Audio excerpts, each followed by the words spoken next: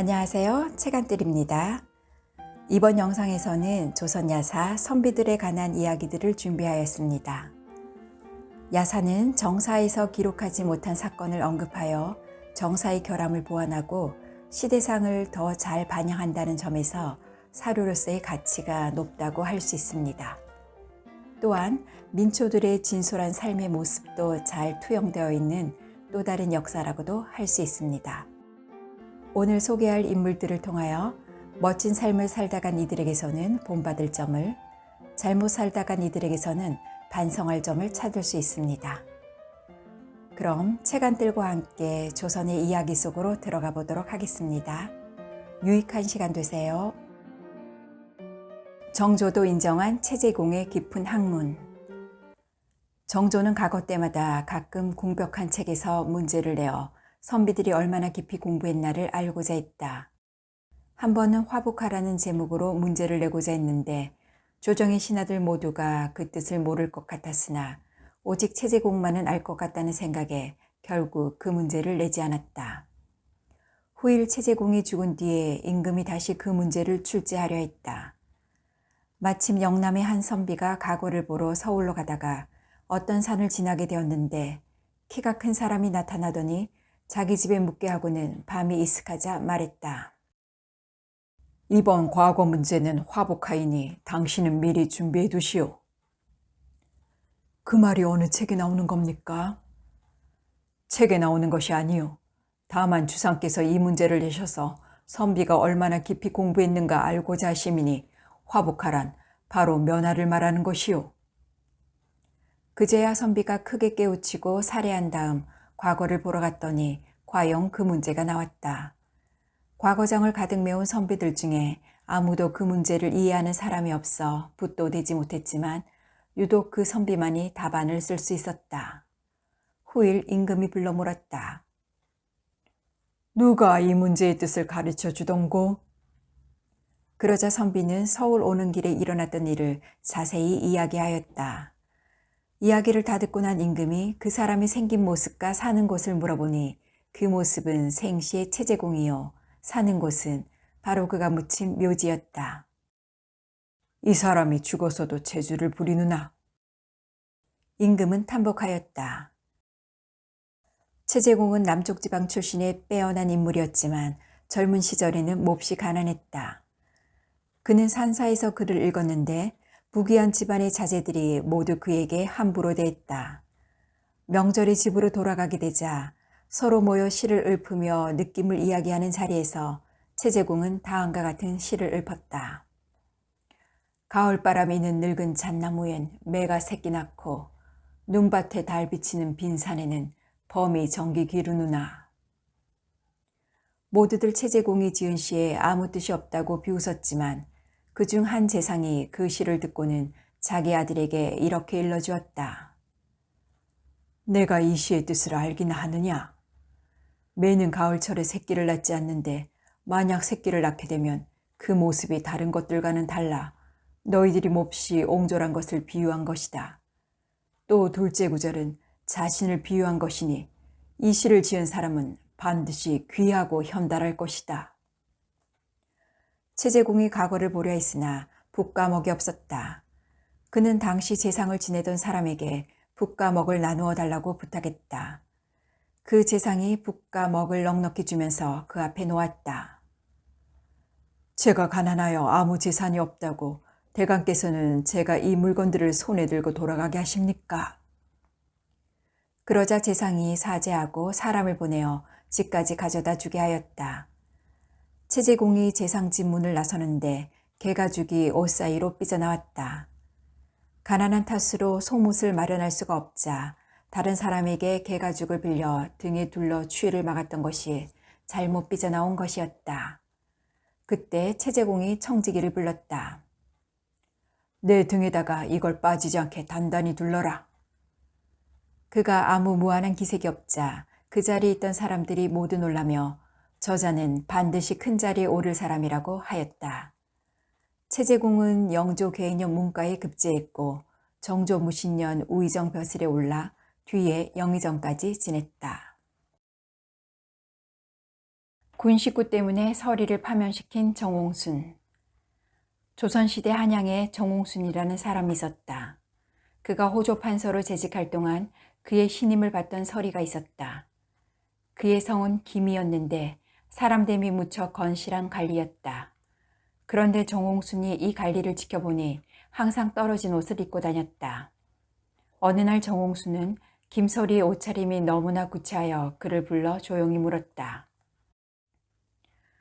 오늘 그대를 부른 것은 신상에 대해 좀 물어보고 싶은 것이 있어서이다. 그대는 호조에 근무한 지 이미 10여 년이 지났고 지금은 수석 자리로 있어 다른 사람들보다 월봉이 많을 터인데 어찌하여 항상 옷차림이 초라한가? 혹시 술이나 노름을 좋아하여 돈이 부족한가? 뜻밖의 질문에 서리는 고개를 숙이며 대답하였다. 아닙니다요. 소인은 술이라면 한 방울도 입에 대지 않습니다.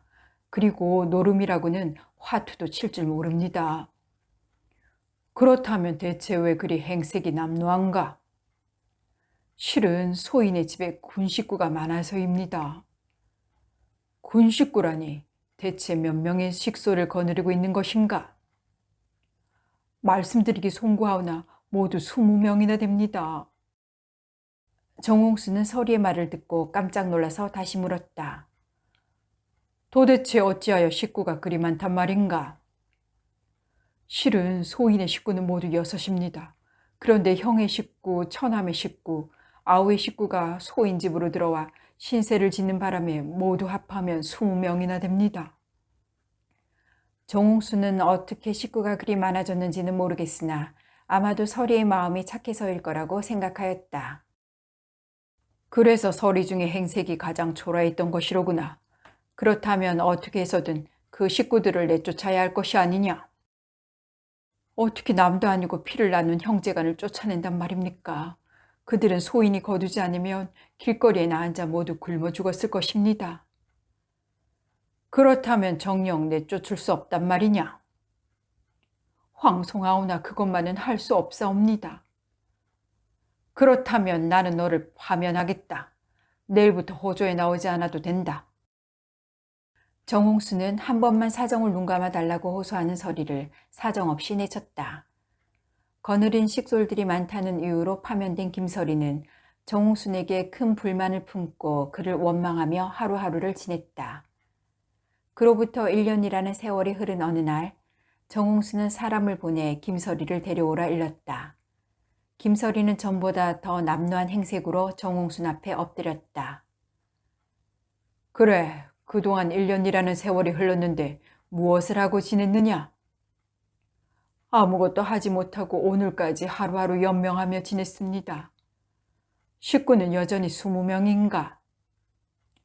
아닙니다. 지금은 소인의 식구 6분입니다. 그 많던 식솔들이 다 어디로 갔느냐? 소인이 파면되자 더 이상 신세를 질 수 없다고 모두 살 곳을 찾아 떠났습니다. 식구가 6밖에 남지 않았다는 말을 듣자 정홍수는 껄껄 웃으며 말했다. 이제야 되었다.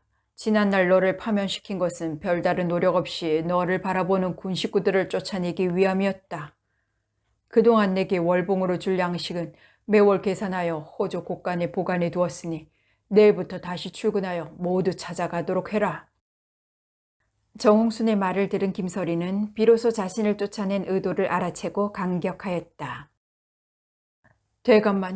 대감마님의 하의와 같은 뜻을 헤아리지 못하고 소인이 속이 좁아 원망만 하고 살았습니다. 대감마님 덕분에 이제 소인의 가솔들은 살게 되었습니다. 김서리는 꿇어 엎드린 채 울음을 그치지 못했다. 성품이 포악했던 한명회는 조선 정기의 우의정을 비롯해 영의정까지 지낸 인물이다. 또한 그는 세조와 사돈간이면서 예종과 성종의 장인이었으니 그 세력이 떨치지 않는 곳이 없었다. 조선 왕조실록에서는 그의 졸기를 다음과 같이 적고 있다. 한명회는 건세가 매우 성하여 따르며 아부하는 자가 많았고 손님들이 문에 가득하였으나 접대하기를 게을리하지 아니하여 한때의 재상들이 그 문에서 많이 나왔으며 조정 간원으로서 채찍을 잡는 자까지 있었다. 성격이 번잡한 것을 좋아하고 가시하기를 기뻐하며 재물을 탐하고 색을 즐겨서 토지와 금은보화 등 뇌물이 잇따랐고 집을 널리 점유하고 어여쁜 첩들을 많이 두어 그 호사스럽고 부유함이 한때에 떨쳤다. 원래 한명에는 7달 만에 태어난 칠삭동이로 배 위에 별 모양의 점 북두칠성이 있었으며 특히 외모는 볼품없었다. 또 부모를 일찍 여의고 40세까지 과거에 여러 번 응시했으나 번번이 낙방하는 등 별로 눈에 띄는 인물이 아니었다. 그러다가 한명에는 경덕궁의 관리직을 맡게 되었다. 당시 개성에 와서 벼슬하는 서울 출신 사람들끼리 송도계를 만들어 모임을 가졌는데 한명회가 개원이 되기를 희망했으나 말단직에 있다는 이유로 거절을 당했다. 이후 세종과 문종이 승하하고 단종이 즉위하면서부터 그의 인생이 펼쳐지기 시작한다. 한명회는 권남의 추천으로 수양대군의 희하에 들어갔는데 계유정난의 주역으로 공신의 반열에 오르면서 권력을 맛보기 시작한다. 세조는 한명회를 나의 장량이다 라며 믿고 총애하였으며 이후 왕실의 두 딸을 시집보내고 정승이 되면서 조선 최강의 권력자가 되었다. 그러나 하늘은 끝까지 한명의 편이 아니었다. 성종에게 시집보낸 막내딸 공해왕후가 일찍 죽자 그의 권세도 한풀 꺾이고 만다. 야사에는 술자리에서 취한 나머지 세조의 팔을 꺾어버리는 실수를 저지른 신숙주를 도운 일화가 전한다. 술자석에서 세조가 먼저 신숙주의 팔을 잡아 비튼 후에 한번 따라해 보라고 하자 취한 신숙주가 정말로 세조의 팔을 비틀어 버렸다. 어찌나 세게 비틀었는지 세조가 비명을 질렀다고 한다. 그런데 신숙주는 술에 취해도 조금만 깨면 책을 읽는 습관이 있었다. 당시 연회가 끝나고 한명회가 신숙주의 하인에게 일렀다. 오늘 집으로 돌아가서 주인이 잠이 들면 반드시 옆에 있는 책을 모두 치워라. 그렇지 않으면 경을 치리라. 이 말에 신숙주의 하인은 그의 방에 있는 모든 책들을 남김없이 치웠다. 얼마 후 잠에서 깬 신숙주는 버릇대로 책을 읽기 위해 찾았는데 주변에는 책이 한 권도 없었다. 신숙주는 아쉬워하며 다시 잠이 들었다. 그런데 바로 그 시간 신숙주가 정말 취해서 자신의 팔을 꺾었는지 알아보기 위해 세조는 신숙주의 집에 내시를 보냈다. 만약 신숙주가 깨어서 책을 읽고 있었다면 의심 많은 세조는 자신을 능멸했다 하여 조용히 넘어가지 않았을 것이다. 골로 돌아간 내시는 신숙주가 술에 취해 자더라고 고했고 그제야 세조는 모든 것이 술 탓이라는 것을 확인하고 조용히 넘어갔다고 한다. 또 하나의 일화는 친구인 권남에 얽힌 이야기이다. 권남의 집에 미색이 뛰어난 젊은 여종이 있었다. 권남은 여종을 취하고 싶었으나 아내의 눈치를 보느라 행동으로 옮기지 못하고 있었다. 이를 알게 된 환명회가 권남에게 말했다. 내가 시키는 대로 한다면 여종을 취할 수 있을 것이네. 귀가 솔깃해진 권남이 시키는 대로 하겠다고 말하자 환명회가 회와 나무꽃을 삶은 물을 권남에게 주고 바르라고 했다. 이 물을 온몸에 바르고 황달에 걸린 것처럼 연기를 하시게. 권남이 온몸에 물을 바르고 자리에 눕자 한명회는 울면서 능청스럽게 말했다. 아이고, 부인께서 계집 하나를 아껴서 내 친구가 죽게 생겼다. 이를 본 부인은 기리를 택해 여종을 권남에게 보냈다고 한다. 그런데 한때 최고의 권력을 손에 쥐었던 한명회는 성품이 포악하였다고 전한다. 노복들이나 졸개들에게 죄가 있으면 기둥에 묶어 활로 쏘았는데 그러기 위해 뜰 안에 기둥 하나를 세워두었다. 하루는 군간 전님이란 자가 명을 어기자 한명회는 그를 기둥에 묶어두고 활로 쏘려 했다. 그런데 마침 한명회가 술에 취해 앉아서 잠들자 전님이 그 잠든 틈을 타서 묶은 것을 잡아당겨 끊고는 도망치고 말았다. 한명회가 잠에서 깨어보니 전님은 사라져버리고 모시는 여종이 앞에 있을 뿐이었다. 쫓아가 잡아오도록 했으나 잡지 못하자 한명회는 여종을 기둥에 묶어 활로 쏘려고 했다. 이 광경을 몰래 지켜보고 있던 전님이 담장 사이에 엎드려 듣고 있다가 옷깃을 헤치고 머리를 드러내고 들어와 말하였다. 처음에 장군께서 사람을 활로 쏜다는 말을 듣고는 두려워 도망하여 담장 밖에 몰래 엎드려 있었으나 장군께서 저 때문에 죄 없는 사람을 죽이려 하신다는 소리를 들었습니다. 이는 제가 죽음을 두려워하여 도망한 것이니 용맹스럽지 못한 것이요. 죽음을 약한 여종에게 옮긴 것이니 의롭지 못한 것입니다. 바라건대 장군께서는 저를 활로 쏘십시오. 저는 마땅히 화살을 받겠습니다. 이 말을 들은 환명에는 그를 의롭게 여겨 용서하고 드디어 그를 채용하여 신복으로 삼았다.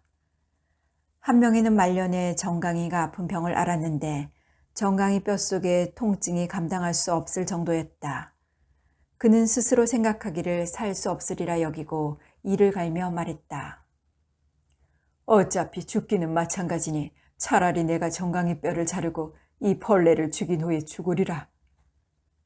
한명에는 벽돌 위에 키처럼 다리를 펴고 앉아 산의종에게 큰 돌로 정강이를 부러뜨리도록 했다. 산의종이 감히 하지 못하자 한명에는 크게 화를 내고 활을 당겨 그를 쏘려 했다. 이에 할 수 없어 종이 큰 돌을 들어 망치질하여 정강이를 부러뜨리니 뼈가 부서지고 골수가 흘러나왔다. 한명에는 손으로 뼛속을 더듬어 크기가 엄지손가락만한 큰 벌레를 잡아 기름솥에 삶았다. 벌레는 빨리 죽지 않고 기름이 다 타서야 죽었다. 그러고 나서 한명에도 곧 죽었다. 죽기 직전 한명에는 성종에게 다음과 같은 명언을 남겼다. 처음엔 부지런하지만 나중으로 갈수록 게을러지는 것은 인지상정입니다. 원컨대 전하께서는 나중을 상가기를 항상 처음처럼 하십시오. 호랑이 먹이가 된 김처선. 김처선은 조선 정기의 황관으로 여러 왕을 시종하였다. 1460년, 세조 6년, 원종 공신 3등에 책록되었으나 세조의 미움을 받아 자주 장형을 당하였다. 그러다가 성종 때 대비의 병을 극진히 간호하던 차에 대비의 병이 완쾌되자 성종이 정의품 자원대부 직급을 내리면서 본격적인 출세길에 올랐다. 이후 성종이 승하하자 연산군은 3년 상을 담당하는 직위에 김처선을 임명하였다. 당신은 부모님이 돌아가시면 무덤 앞에서 3년간 심요막살이를 해야 했으나 임금이 3년 동안 자리를 비울 수 없기에 신임하는 신하에게 대신 3년간 심요막살이를 시켰다. 이 임무를 마친 후 김처선은 연산군의 두터운 신임을 받았다. 그러나 연산군이 스스로 창안한 처용의를 벌이는 등 그 폐악과 음란함이 극에 달하자 김처선은 마침내 극간을 하기로 결심한다. 양아들과 부인에게 작별을 고하고 마지막 출근을 한 김처선은 폭정과 음란을 일삼는 연산군에게 극간하였다. 이 늙은 신은 4대 임금을 섬겨 대략 서사에는 통하나 고금의 군왕으로 이토록 문란한 군왕은 없었소이다. 이에 분노한 연산군은 활을 힘껏 당겨 김처선의 옆구리를 꿰뚫었다. 늙은 내시가 어찌 감히 죽음을 두려워하겠습니까? 다만 주상께서 오래 나라 주인이 못 되실 것이 한스럽소이다. 연산군은 또 화살 하나를 쏘아 맞추었으며 이어 다리를 자른 후 일어나서 가라 명하였다. 주상께서는 다리가 잘리우고도 갈 수 있소. 마침내 이성을 잃은 연산군은 김처선의 혀를 자르고 몸소 배를 갈라 창자를 꺼내고 나서 그 주검을 줄인 호랑이에게 먹이로 주었다.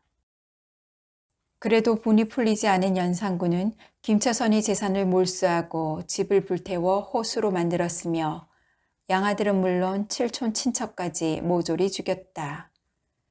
그리고 김처선의 부모의 묘와 성물까지 쓰러뜨리고 김처선의 본관인 전의를 아예 없애버렸으며 모든 공식 문서에서 첫자와 선자를 빼도록 지시하였다.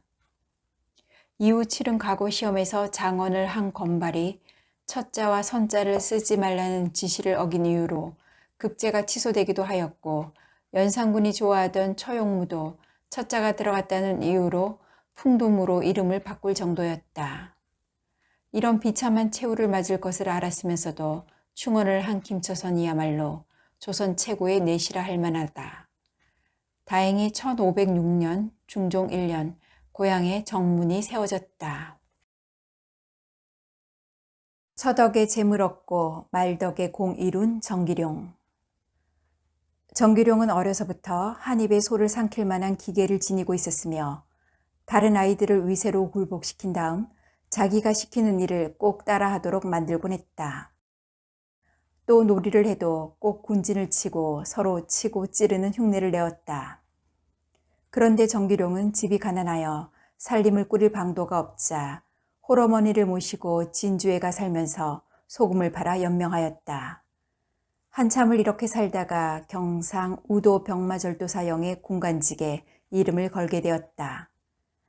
하루는 관아에서 낮잠을 자다가 갑자기 큰 소리를 내며 무어라 고함을 질렀다. 절도사가 불러다 까닭을 묻자 이렇게 대답했다. 사나이 대장부가 세상이 나면 모름지기 위로는 한나라 한신처럼 대장단에 올라 도끼를 짚고 대장 깃발을 세워야 하는 법이며 아래로는 청나라 영고숙처럼 말을 달리고 칼을 휘두르며 나라 깃발을 휘날리는 용기를 가시해야 하는 법입니다. 그런데 저는 지금 아무것도 하지 못하니 그 답답함을 견딜 수가 없어 잠든 중에 저도 모르게 고함을 질러 억눌린 기운을 편 것 같습니다. 절도사가 그 말을 듣고 장하다고 여겼다. 마침 전주에 갈 일이 생겼는데 그 이웃에 전주 향감 권아무개와 사돈을 맺은 사람이 있어 편지를 전해달라고 하기에 그가 편지를 가지고 그 집에 가게 되었다. 권이란 사람은 큰 부자이긴 하였으나 아들은 없었고 하나뿐인 딸은 재주와 슬기가 상대할 사람이 없을 정도라 부모가 손안에 든 구슬처럼 애지중지하였다. 딸은 자라면서 지혜와 식견이 출중하여 다가올 일을 미리 짐작하였고 또한 성견지명이 많았다. 그런데 시집갈 나이가 차자 부모가 배필을 골라주었으나 여러 번 부모 뜻을 따르지 않았다. 부모가 그 까닭을 묻자 이렇게 대답했다. 여자가 우러러 바라보고 평생을 의지할 사람은 오직 배필 한 사람뿐입니다. 만약 낭군감이 못될 사람을 배필로 삼으면 평생을 그르치게 됩니다. 혼인이야말로 일륜지 대사이니 어찌 신중해야 하지 않겠습니까? 우리 아버님께서 예전부터 사람을 알아보는 눈이 있다는 말은 들은 적이 없으니 제가 비록 안목이 얕으나마 마땅히 하늘이 정한 인연을 구해보겠습니다. 바라옵건대 번거로이 다그치지 마소서. 부모 또한 그 굳은 결심을 어찌해볼 도리가 없었다. 하루는 부모가 마침 친척 집안 잔치에 가게 되어 딸 혼자 집에 있는데 어떤 객이 문을 두드리며 자신은 진주에서 온 사람으로 편지를 전하러 왔다고 하였다. 딸이 그 음성을 듣고 특이하다는 생각이 들어 문틈으로 몰래 내다보니 훤칠하고 빼어난 기상을 가진 청년이었다. 비록 의복은 남루하고 몰골이 수척했으나 예사롭지 않은 기상이 은연중에 드러나고 있었다. 딸은 계집종에게 손님을 집안으로 모시라고 일렀다. 우리 집안 어른께서 곧 돌아오실 터이니 잠시 사랑에 앉아 기다리십시오. 청년이 사랑에 앉아 기다리자 딸은 계집종에게 다시 일렀다. 사랑이 쓸쓸하고 추우니 안으로 드시어 겹방에 드시는 것이 좋겠습니다. 그리고 딸은 여종을 시켜 술과 음식을 마련해 대접하였다. 잠시 뒤 부모가 돌아와 물었다. 대체 저자가 누구기에 내실 부근에 앉아 있느냐? 딸은 그가 진주 아무개 집에 편지를 전하러 온 사람이라고 대답했다. 그리고는 기쁜 낯으로 말했다. 평생 몸을 의지할 사람을 이제야 찾았나이다. 딸의 말에 부모가 그 사람을 자세히 살펴보고는 크게 놀라며 혀를 끌끌 찼다. 내가 부모 가르침도 듣지 않고 중매쟁이 말도 따르지 않으면서 늘 시집갈 때를 스스로 택하겠다고 한 말이 결국 이런 것이란 말이냐. 저자는 길가에 쌓아둔 돈대 흙더미 같은 멍청이가 아니면 문에 그려둔 연병 쫓는 두억신이 같은 놈인데 내가 정말 두 눈이 멀었구나. 정말 착하고 유순한 배필을 구하려다가 두꺼비 같은 놈을 얻었다는 말이 바로 이것이로구나. 우리가 너를 귀중해서 늙어 죽게 만들지라도 누더기나 걸친 저런 늙은 거지와는 결코 혼인시킬 수 없다. 그러자 딸이 말했다. 부모님 명령이 비록 엄하시나 저는 마음속에 이미 결심했으니 맹세코 죽어도 저 사람에게 시집가야겠습니다. 부모가 어쩔 도리가 없어 정교룡을 불러 여러 가지를 묻고 나서 장가 들었는지 여부를 물어보았다. 홀어머니를 모시고 있고 가세가 심히 빈곤하니 어찌 장가를 들었겠습니까? 내게 딸아이 하나가 있는데 별로 예쁘지는 않으나 남편을 잘 모실 것이니 서로 혼인을 맺듯 서로 좋은 정의를 맺는 것이 어떤가? 저에게도 노모가 계시니 제가 함부로 정할 일은 못 됩니다. 빨리 편지를 아뢰고 자네는 여기에 머물러 혼례를 치르면 안 되겠는가? 율륜지 대사를 어찌 그런 식으로 처리하겠습니까? 마땅히 직접 가서 어머니께 말씀드린 뒤에 패백을 올려도 늦지 않을 것입니다. 자네 말이 정말 옳으이 내 마땅히 종가 마련해 줄 것이니 속히 갔다 오도록 하게나. 제가 본디 천한 몸이라 걷는 쪽이 편합니다. 무엇하러 종가 말을 쓰겠습니까? 나에게 마침 말 한 필이 있으니 굳이 사양할 필요는 없네. 권 씨는 얼마 전에 어떤 장사꾼이 끌고 가는 말 한 필을 본 딸이 저 말을 사라고 권한 일을 떠올렸다. 내가 백낙, 말을 잘 감정하는 중국 사람, 도 아니면서 어찌 말을 감정하는고? 훗날 반드시 쓸 곳이 있을 겁니다. 딸이 꼭 저 말을 사야 한다고 우기기에 권 씨는 말을 사두었다. 그 말은 체구는 장대했으나 비쩍 말라 뼈가 울퉁불퉁 드러나 있었는데 딸이 잘 먹여 기르자 몇 개월이 못되어 살이 찌고 기름이 흘렀다. 그러나 성질이 매우 사나워 사람만 보면 입을 벌리고 뛰어오르면서 발로 차고 이빨로 물어뜯으려 하니 먹이를 줄 때마다 긴 장대에다 먹이를 꽂아 던져줄 정도였다. 권 씨가 하도 괴로워 그놈을 팔아주려 했으나 딸이 극력 말려 그대로 둔 것이었다. 딸이 말을 꺼내오며 권 씨에게 말했다. 아버님께서는 저 젊은이가 어떤 인물인지를 모르십니다. 저 말이 비록 사납긴 하나 구름 같은 갈기에 달 모양 발굽을 가졌으니 틀림없는 용마입니다. 저 젊은이로 하여금 말을 한번 부리게 해보시지요. 딸의 말에 권 씨가 정기룡에게 물었다. 자네가 저 사나운 말을 다룰 수 있겠는가? 남자의 몸으로 말 하나쯤 다룰 수 없겠습니까? 그리고는 곧장 마구간 앞으로 가자 말이 또 발굽을 뒤집으며 울부짖었다. 이에 말의 뺨을 때리며 꾸짖으니 말이 마침내 머리를 숙였다. 이 틈을 타 말을 쓰다듬어주며 말 백근을 메고 안장을 넣자 말이 양순해지는 것이었다. 딸은 말이 사람을 알아본다고 기뻐하였다. 정기룡은 그 말을 타고 진주로 돌아가 모친을 뵙고 신부를 맞게 된 전말을 모두 말씀드린 후 다시 전주로 돌아와 혼례를 올렸다. 장인이 사이에게 말했다. 자네가 진주에 있게 되면 대대로 내려온 가업이 없으니 변변찮은 음식이라도 봉양하기가 필시 어려울 걸세. 모친을 모시고 여기 와서 처가에 살면서 서로 의지하는 것이 어떠한가? 그러자 딸이 말했다. 여자의 덕행은 부모 형제와 떨어져 살면서 생기는 법이라 하니 여자의 몸으로 지아비를 쫓는 것이 떳떳한 법도일 것입니다. 아버님께서는 제가 평생 입고 먹을 비용을 주셔서 저희들로 하여금 같이 작은 수레를 끌고 고향으로 돌아가게 해주십시오. 이것이 제가 바라는 바입니다. 권 씨가 허락하고 금은 비단 따위를 많이 장만해서 보내주었다. 그 여자는 진주로 가는 길에 재산을 다 써서 낫, 삽, 호미 같은 농사용 쇠붙이를 빠짐없이 사들여 갖추었다. 시댁에 와보니 집에 있는 것이라고는 그야말로 병 4개밖에 없어 온 집안이 썰렁하기 짝이 없었다. 이후 신부가 나머지 재산을 가지고 살림살이를 힘써 마련한 덕으로 얼마 지나지 않아 마침내 편안히 살 수 있게 되었다. 또 병장기를 많이 만들어 감추어두고는 반드시 쓸 날이 올 거라고 예언하였다. 세월이 흘러 임진난을 당하자 정기룡이 의병을 불러 모아 임금을 호위하러 가자고 했으나 노모 때문에 걱정이 많았다. 그러자 그 아내가 말했다. 시어머니와 제가 피할 곳을 벌써 어느 산중에 마련해 놓았으니 아무 걱정 마소서.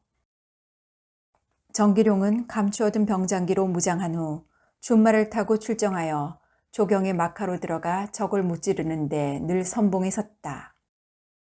금산에서 조경이 패배하여 적에게 사로잡히자 정기룡은 큰 고함과 함께 적진으로 말을 몰고 들어가 조경을 빼내어 옆에 끼고 돌아오니 적들의 기세가 완전히 꺾여버렸다. 늘 말을 달려 적진을 기습 공격할 때는 번개나 바람처럼 신속한지라 적병이 아무리 총을 일제히 재빠르게 쏘더라도 맞출 수가 없었다. 또 깊은 해자나 깎아지른 성벽이라도 매처럼 날쌔게 뛰어넘었고 홀로 쌍검을 휘두르며 돌진하면 맞설 사람이 없었다. 하루는 저녁 무렵 어떤 촌집에서 자고 있는데 적의 대부대가 갑자기 집을 포위하는 일이 벌어졌다. 정기룡은 장결에 깨어나 단신으로 탈출한 후 산에 올라가 길게 휘파람을 불어 말이 그 소리를 듣고 달려오도록 하였다. 적이 그 말이 탐이나 붙잡고자 했으나 말은 갑자기 고삐를 끊어버리고 달려나가 낭떠러지 절벽을 단번에 뛰어올랐다. 이후 정기룡은 말을 타고 적을 격파해 큰 공을 세울 수 있었다. 그의 관직은 통제사에 이르렀으며 시호는 충이라 하였다. 그러나 진주성이 함락되자 처 강씨는 적삼에다 피로 글을 써 집안 사람 편에 정기룡에 알리고는 시어머니 및 시누이와 함께 촉성로로 가 강에 투신해 자결하였다.